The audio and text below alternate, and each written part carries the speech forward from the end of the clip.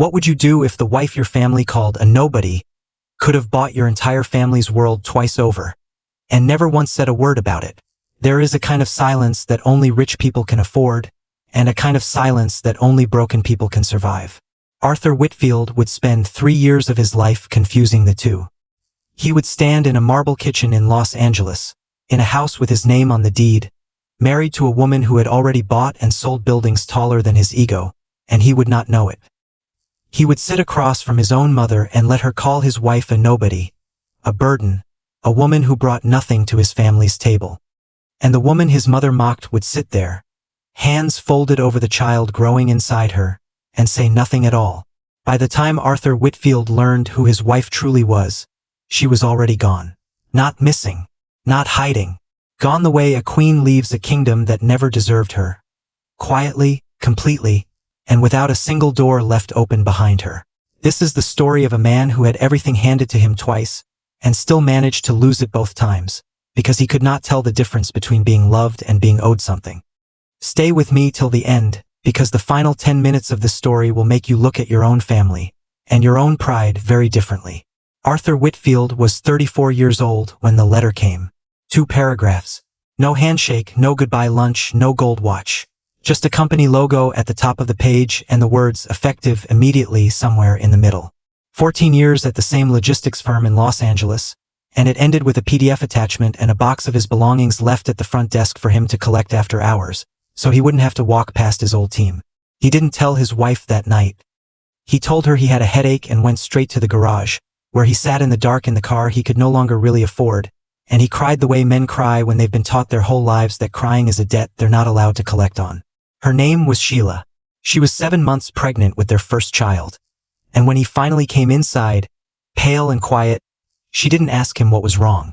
She simply put a plate of food in front of him, sat beside him, and waited. That was Sheila's gift. She never forced a man's truth out of him. She let him arrive at it in his own time, the way you let a wound breathe before you touch it. When he finally told her, voice cracking on the word fired, she didn't flinch. She didn't panic. She reached over, took his hand, and said the words that would carry them, for a while, through the storm that was coming. We are not our job titles, Arthur. We are what we build together. This house doesn't fall because one door closes. He believed her that night. He wouldn't understand for many more months just how literally true her words were, and just how much of that house had never truly depended on him in the first place. What Arthur did not know, what almost no one in his life knew, was that Sheila Reyes Whitfield had not needed his paycheck for a single day of their marriage. She had married him for the shape of his laugh, for the gentleness in his hands, for the way he used to read to strangers' children at the community library on Saturday mornings before life made him hard. She had married a man, not a bank account. And so she had spent 3 years quietly making sure he never had to know that her family's name, back in Mexico, was spoken in rooms where presidents and cartel dons sat at the same table and negotiated peace like men trading stocks. She had spent 3 years making sure he never had to know that the real estate holding company she consulted for on her laptop most evenings was, in fact, hers. Hotels in Dubai, high-rises in London, boutique properties scattered across Australia and California. An empire her mother had built from nothing and left entirely in Sheila's hands the day she turned 25. Sheila Reyes Whitfield could have bought the entire company that just fired her husband. She never once considered telling him that, not out of secrecy for its own sake, but because she had watched, long before she married him, what happened to men who married into money they didn't earn. She had watched her own father slowly disappear inside her mother's shadow, his spine curving a little more every year under the weight of being Mrs. Reyes's husband. Sheila did not want a husband who shrank. She wanted a partner who stood. So she hid her wealth the way some women hide old scars, not from shame, but from the fear of being loved for the wrong reason. So when the bills started stacking, when the mortgage notice arrived with red letters, when Arthur sat at the kitchen table doing math that never balanced, Sheila did something careful and quiet. She did not simply pay it herself. She knew her husband's pride was a living thing, fragile as glass, and if she touched it directly, it would shatter and cut them both. So she called the one person she trusted to carry money the way water carries a boat, without the boat ever feeling the current beneath it. She called Jordan. Jordan Blake had been Arthur's best friend since they were 17 years old, running track together in a Georgia heat that made grown men cry. Jordan was the kind of friend who showed up at 2 in the morning without asking why, who remembered your mother's birthday better than you did, who had stood as best man at Arthur and Sheila's wedding and cried harder than the bride. Sheila trusted Jordan the way you trust a man who has never once, in years of knowing you, asked you for anything. "I need you to do something for me," she told him one evening, meeting him alone at a coffee shop 3 miles from the house, her hands wrapped around a cup she wasn't drinking. "And I need you to let Arthur believe it came from somewhere else. A signing bonus he forgot about. A refund. A grant. Anything but the truth." Jordan looked at her for a long moment. "Sheila, he's my brother. I can't lie to him." "You're not lying to him," she said softly. "You're protecting him from a truth that would break something in him he might never rebuild. There's a difference, Jordan. I need you to see the difference." And because Jordan loved his friend enough to want him whole more than he wanted him informed, he agreed. Over the following months, money moved quietly through Jordan's hands into Arthur's world. A consulting gig here, a freelance contract there, a family loan from Jordan's uncle that kept the mortgage from collapsing and kept formula and diapers and prenatal vitamins on the shelf. Arthur never once suspected that the lifeline holding his family together had his own wife's fingerprints all over it, passed through the hands of his best friend, wrapped in enough lies to keep his pride intact. For a while it was enough. There were good months buried inside the hard ones. Mornings when Arthur would wake early and make her tea exactly the way she liked it, strong with too much honey, and bring it to her in bed before she'd even opened her eyes. Evenings when he'd rest his hand against her stomach and talk to the baby in a low, private voice, telling her about the man he wanted to become before she ever arrived to judge him for the man he currently was. Sheila held onto those moments like small stones in her pocket, proof that the marriage underneath all this pressure was still real, still worth protecting. But grief and shame have a way of curdling even good men, and Arthur's shame over losing his job had begun to calcify into something uglier. A quiet resentment he couldn't name, aimed not at himself, where it belonged, but outward, toward anyone who reminded him of his own failure. Sheila's calm reminded him. Her patience reminded him. Even her pregnancy, glowing and unbothered, reminded him of everything he wasn't currently providing. He didn't hate her. He would never have called it that. But he had started, without realizing it, to need his mother's validation more than he needed his wife's peace, because his mother's approval came with conditions he understood, and his wife's love came with a steadiness he no longer felt he deserved. It should have been enough. In another story, in another family, it might have been. But Arthur's mother, Dolores Whitfield, had never liked Sheila. Not from the very first dinner, 3 years earlier, when Sheila had shown up in a simple linen dress with no jewelry, no designer bag, nothing to announce herself. Because Sheila Reyes Whitfield had never needed to announce herself to anyone in her life. Dolores had mistaken humility for poverty. She had looked at this soft-spoken young woman who worked in real estate, sort of, who never talked about her family, who drove a modest car and lived, by all appearances, exactly like everyone else, and Dolores had made her judgment in under 10 minutes and never once revised it. "She has nothing, Arthur," Dolores would say every chance she got in the years that followed. "No family we've ever met. No money to speak of. What is she bringing into this marriage besides her belly?" Arthur would defend his wife weakly, the way a man defends something he loves but has stopped truly seeing. "She's a good woman, Mama. Good women aren't enough to build an empire, baby. You need a partner with substance behind her. Somebody from a real family." There was history behind Dolores's fear, though she would never have called it fear, and she would never have said it out loud. Dolores had grown up watching her own mother be quietly erased by a husband's family who never accepted her. A woman who died believing she had never truly belonged anywhere, not even in her own home. Dolores had promised herself, young, that she would never let a Whitfield woman disappear like that again, and somewhere along the way, that promise had twisted itself inside out, until Dolores became the very thing she'd once feared, deciding on her son's behalf which woman was worthy of belonging and which one wasn't. She told herself she was protecting Arthur. In truth, she was simply repeating the only language of love she had ever been taught, one built on control, comparison, and the quiet conviction that a mother's judgment mattered more than a wife's peace. And so, in the 7th month of Sheila's pregnancy, while Arthur sat jobless and humiliated in his own home, his mother did something that would detonate everything. She brought a woman named Vera Campbell to Sunday dinner. Vera was polished, poised, the daughter of Dolores's longtime friend from church, a woman with a finance degree and a family Dolores could brag about at every gathering for the next decade. Dolores had been engineering this introduction for months, waiting for the right crack in Arthur's life to widen it into an opening. "I just think it's important you meet good people, son," Dolores said, as if she hadn't planned the entire evening around this one collision. Vera's father owns 3 dealerships. Her mother sits on the hospital board. This is the kind of family that lifts a man up, Arthur, not drags him down. Sheila sat at that table, 8 months pregnant, and watched her mother-in-law parade another woman in front of her own husband, in her own home, over her own dinner plate. And she said nothing. She smiled the small, tired smile of a woman who has decided that dignity is worth more than a scene. And she excused herself early, citing exhaustion, and went upstairs alone. Arthur did not follow her.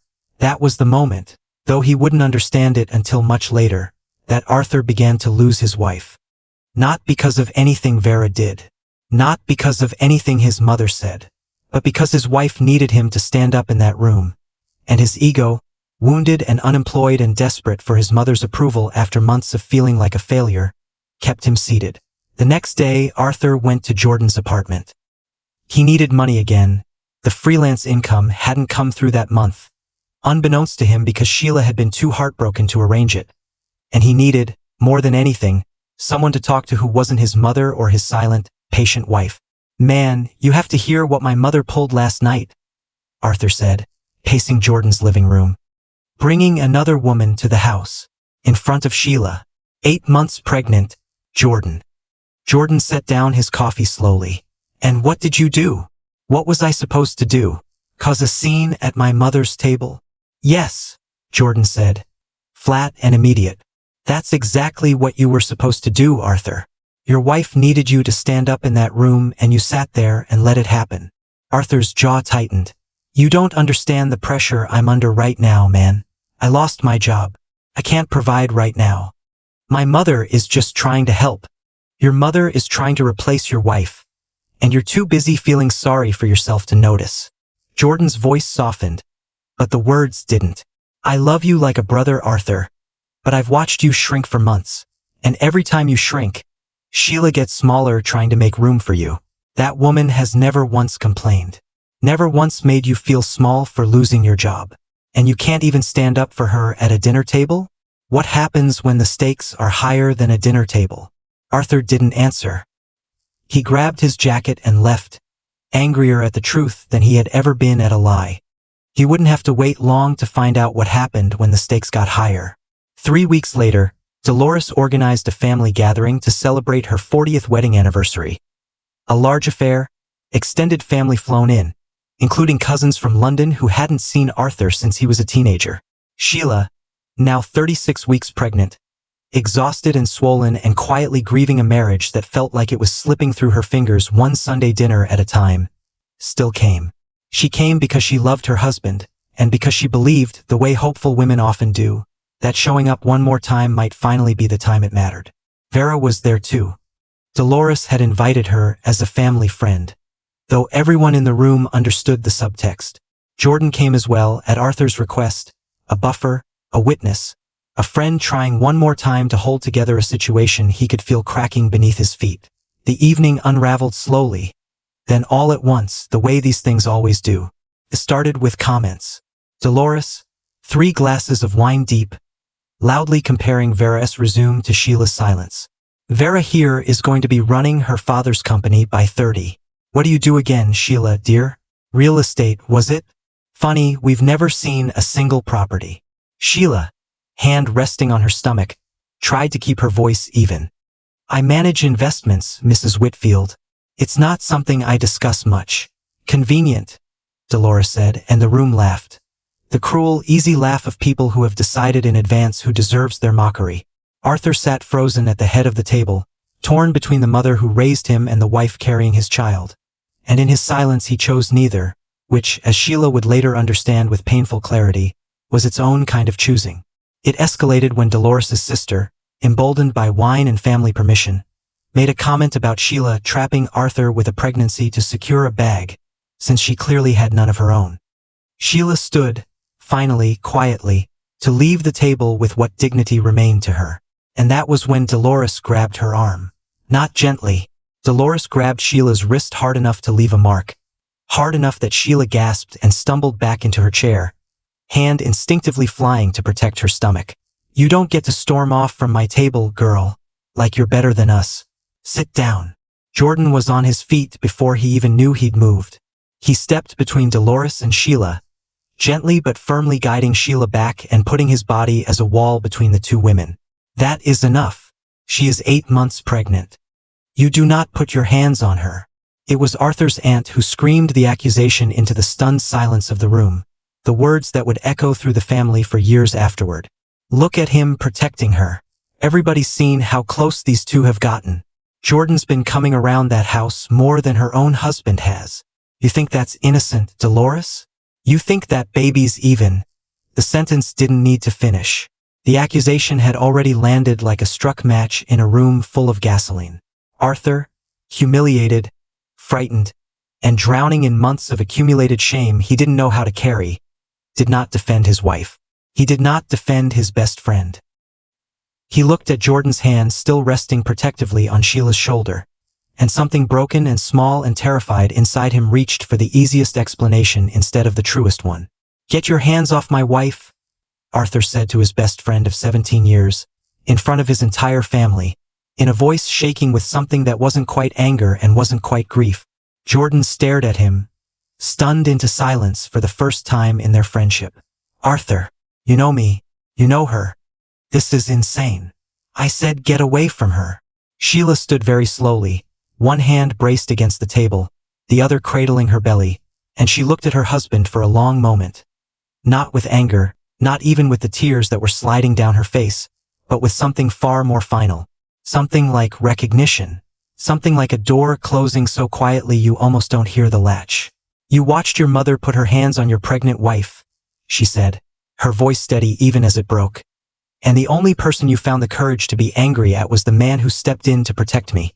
You didn't defend me at that dinner 3 weeks ago. You didn't defend me tonight. And now you're accusing the one friend who has shown me more loyalty in a single evening than you've shown me in months. Sheila, wait. Arthur finally moved toward her. But it was too late, the way it is always too late once a woman has already made her decision in the privacy of her own heart. I'm not waiting anymore, Arthur, she said. I have been waiting since the day you lost your job for you to remember who you married. I've watched you disappear into your mother's approval one Sunday dinner at a time, and I told myself, he'll stand up eventually. He'll choose me eventually. But you didn't stand up for me when it cost you nothing but a little discomfort at a dinner table. What makes you think you'll ever stand up for me when it costs you something real? She turned to Jordan, who looked shattered, caught in a crossfire he had done nothing to deserve. Thank you, she said simply, for being the only person in this house tonight who remembered I was a human being and not a punchline. And then Sheila Reyes Whitfield picked up her coat, walked out of the Whitfield family's 40th anniversary dinner with her hand pressed to her aching back, got into a car that was waiting for her. Because Sheila Reyes Whitfield always had a car waiting, in every city she had ever lived. A small unspoken safety net built by a woman who had learned young that families can turn on you without warning. And she disappeared from Arthur Whitfield's life. He would not see her again for 4 months. Jordan tried to call him that night, and every night for a week after, but Arthur wouldn't answer. Shame does strange things to a man's hands. It makes him unable to dial the number of the friend he wronged, unable to type the apology his heart is screaming. Dolores, for her part, showed no remorse. She was always going to leave eventually, Arthur. Women like that don't stay when things get hard. At least now you know. But Arthur didn't feel relief. He felt the specific, hollow terror of a man who has just watched his entire life walk out a door and cannot yet understand the size of what he's lost. Before we go further into what Arthur discovered about the woman he let walk away, and trust me, what's coming will change how you see everything you've heard so far. If the story has you feeling something right now, do me a favor and hit that subscribe button and turn on notifications. The Unspoken chapter releases stories exactly like this one every single week, and I promise you, you do not want to miss what's coming next. Alright, let's get back into it. The weeks that followed were the loneliest of Arthur's life. He called Sheila's phone and reached a disconnected number. He drove to their house and found it exactly as she'd left it. His belongings untouched, but her closet emptied with a precision that told him this had not been a spontaneous act of anger. This had been planned, prepared, a door she had been quietly building for herself for longer than he wanted to admit. It was Jordan eventually, after weeks of Arthur finally working up the courage to show up at his door, unshaven, hollowed out, whispering apologies through a screen door Jordan almost didn't open, who told him the truth he should have known months earlier. "She never took $1 from you that wasn't already hers to give," Jordan said, standing in his doorway, arms crossed, voice cold in a way Arthur had never heard from his oldest friend. "Every payment that kept your house standing the last 8 months, Arthur, the freelance gigs, the refunds, my uncle's loan, all of it was her. She funneled it through me because she knew if you found out your wife was quietly carrying your family financially, it would break something in you. She was protecting your pride at the cost of her own peace, man. And you accused me of sleeping with her in front of your entire family." Arthur felt the ground tilt beneath him. "What are you talking about? Sheila doesn't have that kind of money." Jordan laughed, but there was no humor in it. "You really don't know who you married, do you?" He told Arthur what little he understood himself. That Sheila's mother had built a real estate empire spanning 3 continents, hotels in Dubai and Los Angeles and Australia and London, and that the Reyes family name, back in Mexico, carried a weight and a history that reached into rooms most men never even glimpse, rooms where power moved differently than it did in Arthur's world. Jordan didn't know all of it. Nobody outside Sheila's inner circle did. But he knew enough to understand that the nobody Dolores had spent 3 years mocking at her dinner table could have purchased the entire Whitfield family's combined net worth with the contents of a single checking account and never noticed the difference. Arthur sat down on Jordan's front step, right there on the concrete, and put his head in his hands. It wasn't the money that broke him. It was the realization of exactly how much love it must have taken for a woman with that kind of power to hide it, gently, patiently, for 3 years, just so her husband could keep the fragile thing men call pride. "I have to find her," Arthur said. "She doesn't want to be found, Arthur. Not by you. Not right now." Jordan's voice softened, just slightly, the old friendship still alive somewhere beneath the wound. "You didn't just lose a wife that night. You lost the version of yourself she believed you could still become. If you want any chance of getting that back, you're going to have to become a man worth finding first." Arthur spent that night, and many nights after it, doing something he had avoided his entire adult life. Sitting alone with his own thoughts without reaching for his phone, his pride, or his mother's voice to soften the discomfort. He thought about the boy he'd been before ambition and shame had taught him to measure his worth in job titles and dinner table approval.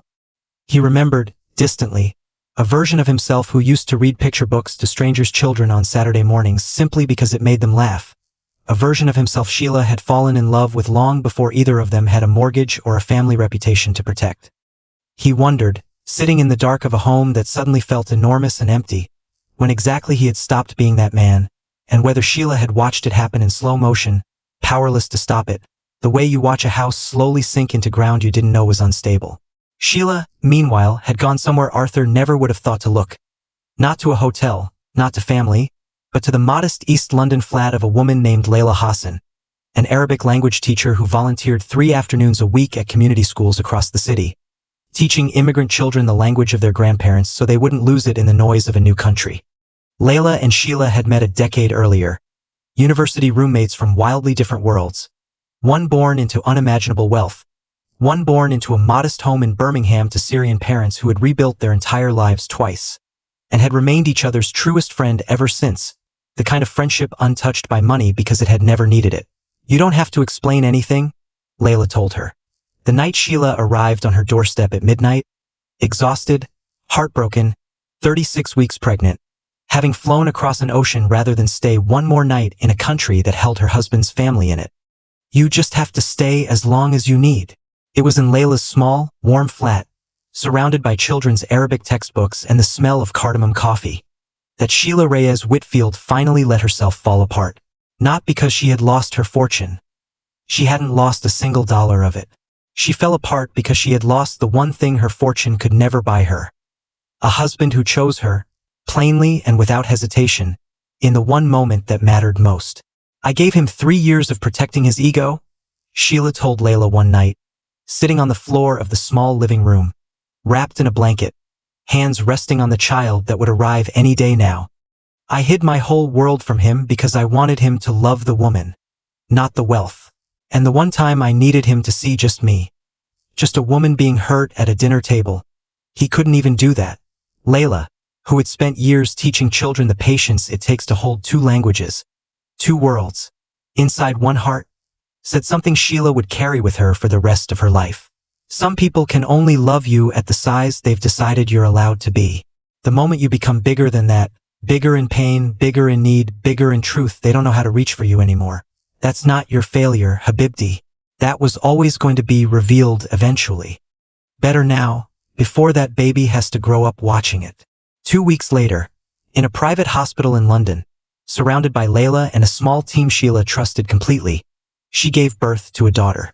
She named her Nadia, a name that, fittingly, means hope in both English and Arabic, chosen deliberately by two women who understood exactly how much hope it takes to begin again. Arthur did not know his daughter had been born until 3 weeks after the fact, when Jordan, who had finally managed to reestablish a thread of contact through Layla, a woman he'd met exactly once at Arthur and Sheila's wedding, but who remembered him as the man who had stood between Sheila and harm, passed along the news along with a single, careful message from Sheila herself. She's healthy. She's beautiful. I will tell her about her father when she's old enough to understand the whole story, not just the parts that make him look good. Until then, I need time. It took Arthur 4 more months to earn even the beginning of that time. He did not fly to London immediately, though every instinct screamed at him to. Instead, guided by Jordan, who had forgiven him slowly, painfully, the way real friendship survives real betrayal, one honest conversation at a time, Arthur began the harder work of becoming a man his wife might someday consider trustworthy again. He wrote Sheila a letter. Not a text, not a call, a letter by hand, for pages long, that took him 3 attempts to get right because the first 2 versions were, in his own words when he showed them to Jordan, still making excuses instead of taking responsibility. The final version had no excuses in it at all. I did not stand up for you, he wrote. Not because I didn't love you, but because I had spent my whole life needing my mother's approval more than I understood how to need yours. I let her convince me that a woman's worth could be measured in the things she brags about, and you never bragged about anything, not even the one time it would have saved you. You could have told that room exactly who you were and watched every single person at that table choke on their own cruelty, and you didn't because you never needed them to know your worth. You only needed me to know it. And I failed the one test that mattered. He also, in that same season, did something his mother never forgave him for. He confronted Dolores directly, for the first time in his life, in her own kitchen, and told her that whatever relationship they had going forward would require her to apologize, genuinely without conditions, to Sheila, or there would be no relationship at all. Dolores refused. She called Sheila manipulative, called Arthur weak for letting a woman turn him against his own mother. Arthur, for the first time in 34 years, walked out of his mother's house and did not look back. Vera, for her part, quietly removed herself from the entire situation the moment the truth about Sheila's wealth and the family's cruelty became known within their social circle. She reached out to Arthur only once, not for romance, but with something close to an apology of her own. I didn't know the whole story when your mother introduced us. I wouldn't have let myself be used like that if I had. I hope you find your way back to your family, Arthur. The real one. It took a full 8 months. 8 months of letters, of small proofs of change, of Arthur rebuilding not his finances but his character, taking a job well beneath his old salary without complaint, showing up every single week for a video call with his daughter even when Sheila kept those calls short and guarded, before Sheila agreed to see him in person. During those 8 months, Arthur also did something he had never once considered doing in his 34 years of life. He sought counseling, alone at first, then eventually alongside Sheila once she agreed to it. He learned, slowly and often painfully, to name the exact shape of what he'd been taught about manhood, provision, and pride, that a man's worth lived in his paycheck, that vulnerability was a language for the weak, that his mother's disapproval was a kind of weather he had to constantly manage rather than a boundary he was allowed to walk away from. He learned to sit with discomfort instead of performing certainty he didn't feel. He learned, for the first time, how to apologize without immediately explaining himself out of the apology's weight. None of it undid the damage of that night at Dolores's table. But it gave Sheila something to actually witness from a distance. Not promises which cost nothing but consistency, which cost everything a man like Arthur had left. They met, At Layla's suggestion, on neutral ground, a quiet park in East London, autumn leaves scattered across the path, Nadia asleep in a stroller between them like a small, breathing peace treaty. "I'm not here to ask you to take me back," Arthur said, and his voice didn't shake this time.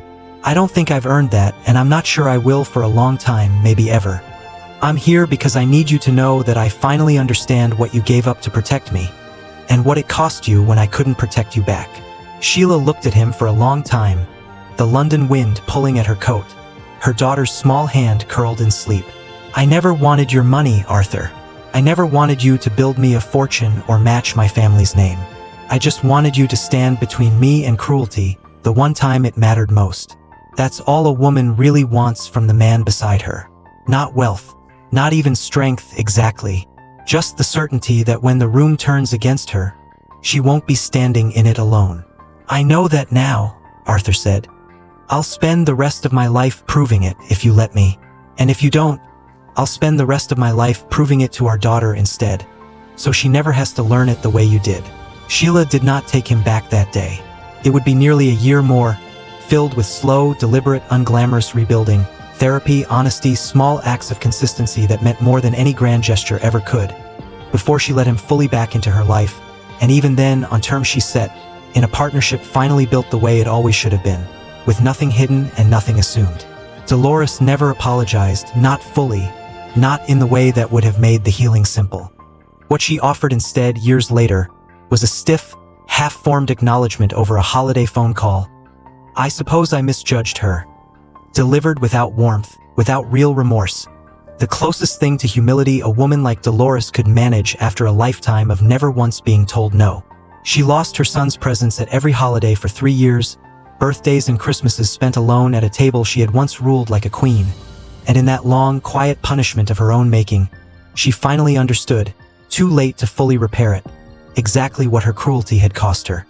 When she finally softened, it was Sheila, not Arthur, who extended the first invitation back to the table, because, as she told her daughter years later, "Cruelty deserves consequences, but it doesn't deserve to define you. I refuse to let her make me smaller than I am, even in my forgiveness." Jordan remained, through all of it, the one constant thread, the friend who had told the truth when it cost him everything, and who was, fittingly, the person Arthur and Sheila asked to be Nadia's godfather when they finally renewed their vows, quietly, in a small ceremony in London, for years after the night that almost ended everything. Layla stood beside Sheila that day too, the woman who had opened her door at midnight to a stranger's heartbreak and asked for nothing in return. Proof that sometimes the family who saves you is not the one you were born into, but the one you build out of loyalty, patience, and open doors when every other door in your life is closed. Here is the first lesson this story leaves behind.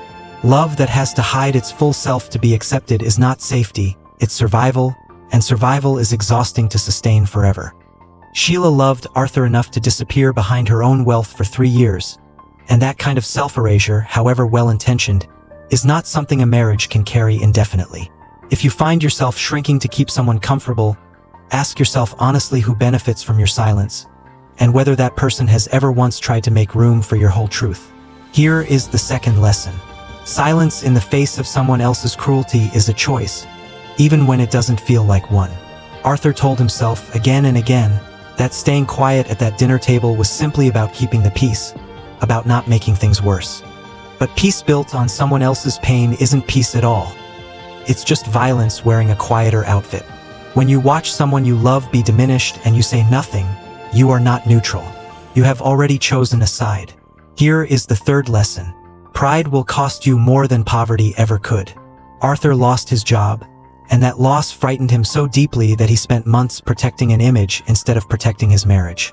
But it wasn't the unemployment that nearly destroyed his family. It was his refusal to let anyone see him as anything less than in control. The truth is, the people who truly love us were never asking us to be in control. They were only ever asking us to be honest. Here is the fourth lesson. The people who show up quietly, consistently, without asking for credit, are almost always the ones who love you the most honestly. Jordan never wanted anything from Arthur or Sheila.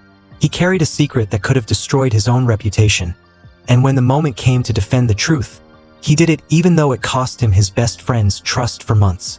Pay attention to the people in your life who protect you without an audience. They are rarer than you think. Here is the fifth and final lesson. You can forgive someone without pretending the wound never happened, and you can hold someone accountable without letting bitterness become your permanent address. Sheila forgave Arthur eventually, but not immediately, and not without him doing the real, unglamorous work of change first. She never confused forgiveness with forgetting, and she never let her mother-in-law's cruelty turn her into someone smaller or harder than she was born to be. That, more than any hotel or any hidden fortune, was the truest measure of her wealth. If you saw yourself somewhere in this story tonight, in Arthur's silence, in Sheila's patience, in Jordan's quiet loyalty, or even in Dolores's fear of a world she couldn't control, I want you to know there is no shame in recognizing yourself in the broken places of a story. That's not weakness. That's the beginning of change. Healing rarely arrives as a single dramatic moment. More often, it arrives the way it did for Arthur. Slowly, through hundreds of small honest choices made long after the applause has ended and no one is watching anymore. Wherever you are in your own story tonight, I hope you choose the harder, truer thing. I hope you choose to stand in the room when it matters. And I hope, whatever chapter you're living through right now, you remember that it is never too late to become someone worth being found by. If the story moved something in you tonight, I want you to do one thing before you go. Hit subscribe, tap that notification bell, and drop a comment telling me which character taught you the most. Arthur, Sheila, or Jordan. This channel only grows because people like you decide a story like this deserves to be shared. So send it to someone who needs to hear it tonight. It genuinely helps this small channel more than you know, and it's the only reason I get to keep telling these stories for you. I'll see you on the next chapter.